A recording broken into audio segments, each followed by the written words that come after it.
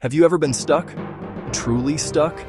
Stuck between a rock and a hard place, as the old saying goes. Imagine a situation where every door seems locked, every path is blocked, and the walls are closing in. You look forward, and there is an impassable obstacle. You look backward, and a fearsome threat is speeding toward you. There is no right turn. There is no left turn. You are out of options, out of ideas, and nearly out of hope. This is the very definition of impossible, a dead end with your name written all over it. This is precisely where God's people found themselves. They were a nation on the run, a people tasting freedom for the first time, only to find themselves utterly and hopelessly trapped. Before them stretched the vast, churning expanse of the Red Sea, a watery barrier as wide and final as the sky itself. Its waves crashed against the shore, a relentless rhythm of finality, mocking their desperate flight. There were no boats, no bridges, no conceivable way to cross its depths. But what they were about to learn, and what we must learn, is that our end of the line is often God's starting point. When there is no way, God makes one. That's the hard truth. To understand the depth of their fear, you must first understand the depth of their suffering.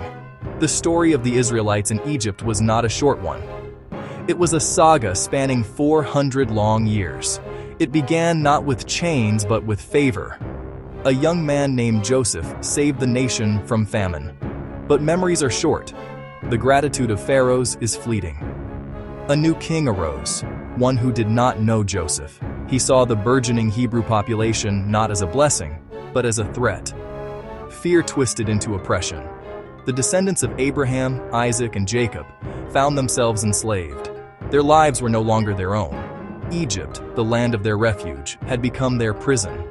Their days were measured by the grueling toil of making bricks, mud, straw, their backs aching, their hands raw and cracked. The whips of the taskmasters were a constant threat, a stinging reminder of their bondage. They built grand cities, monuments for a king who despised them, their sweat and blood soaked into Egypt's foundations. Hope was scarce, a flickering candle. They cried out. Their prayers rose like smoke from the kilns. A collective groan under an empire's weight, history written in bricks and tears.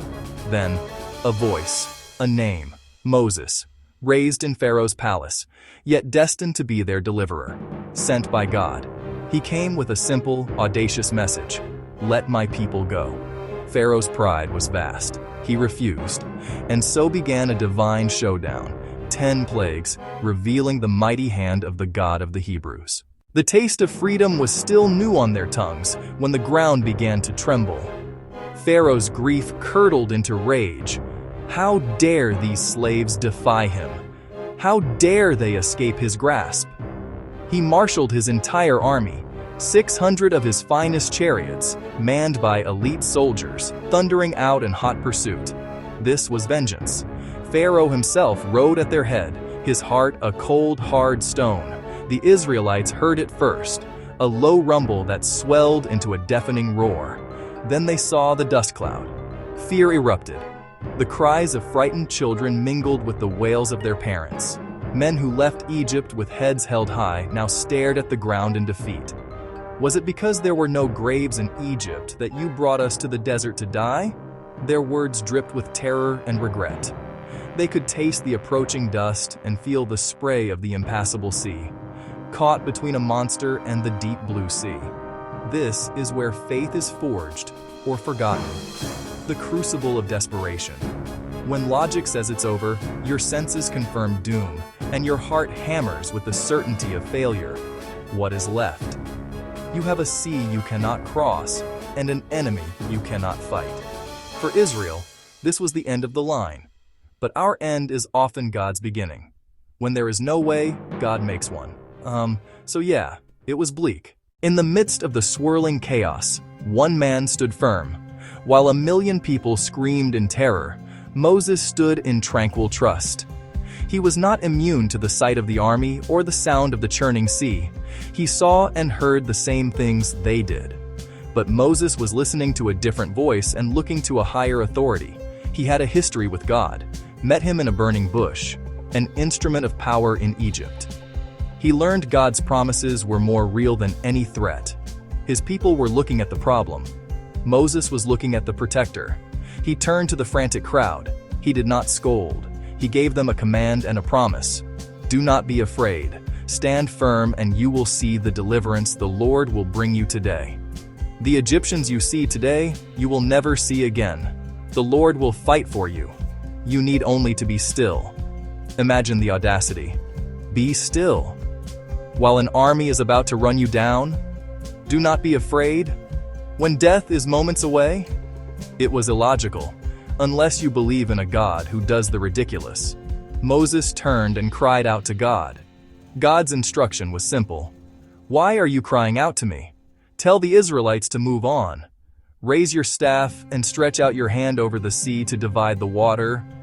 Move on? Move on where? Into the water? Raise a staff?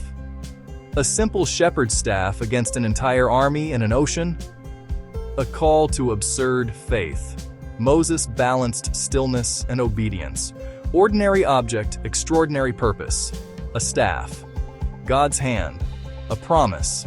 For a God about to make a way, that is more than enough. As Moses stretched his hand, the pillar of cloud moved to the back between people and army. On Egypt's side, it became thick darkness, confusion for soldiers and horses. On Israel's side, the same cloud glowed. God drew a line, shielding his people. Then a great east wind, no breeze but a roaring gale, blew all night with purpose, pushing the sea back.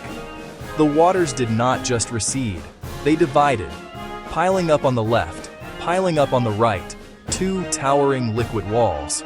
Muck became firm ground, a highway through the deep, a silence of awe. God was fighting for them, spectacularly. Now the command to move on made sense, timidly at first. Their sandals kicked up dust where waves had pounded hours before. They walked between the towering walls, a living testament to God's power, a corridor of salvation. To their left, water. To their right, water. Above them, the night sky. Behind them, a confused enemy. Ahead, freedom. With every step, faith grew. Fear melted. Wonder took its place. They were not just escaping, they were participating in a miracle. God did not make a way around the obstacle. He made a way through it. When there is no way, God makes one. As the last Israelite stepped onto the far shore, a new day was dawning. The darkness lifted. From confusion, the Egyptian army saw the path and their prey across the sea. Fueled by pride and fury, Pharaoh ordered the charge. Chariots thundered onto the dry seabed. They mistook a path of deliverance for a common road, blind to the power holding it open. Once the whole army was in the heart of the sea, God acted again. Chariot wheels clogged and came off. Firm ground for Israel became a muddy trap for Egypt. Confidence turned to horror. Let's get away from the Israelites. The Lord is fighting for them against Egypt. Then God told Moses, "Stretch out your hand." Moses obeyed. The wind ceased. Nature's laws, suspended for a night, crashed back. The towering walls fell. Chariots, horses, soldiers engulfed. At sunrise, the sea was calm. The path was gone. The enemy was gone. Only remnants washed up on the shore. Not a single soldier survived. The Egyptians they saw yesterday, they would never see again. God had not only delivered his people, he defeated their enemy. The victory was total, and it belonged to the Lord alone. Maybe you are not standing on the shore of an actual sea with an army at your back, but perhaps you know the feeling. The doctor gives you a report, and you see the Red Sea of illness before you. A pink slip lands. The chariots of unemployment and debt thunder toward you. A relationship shatters. A family is broken. You're trapped between the sea of a lonely future and the ghost of a painful past. We all have our Red Sea moments, pinned, panicked, seeing no way out. The problem seems too big, and we feel too small. This ancient story becomes our own. So what do we do when we are stuck? First, breathe and pray. Turn your face from the problem to the protector. Don't list fears, present your trust, be still, acknowledge he is God. Second, recall his help. Choose a long memory. Remember his faithfulness.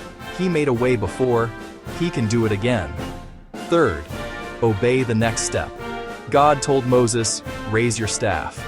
He told the people to move. Often it's one simple step. Make that call, send that resume, forgive. Go to that meeting. Small obedience unlocks big miracles. You don't have to see the whole road, just the next step in faith. Fourth, look for the path. God is creative.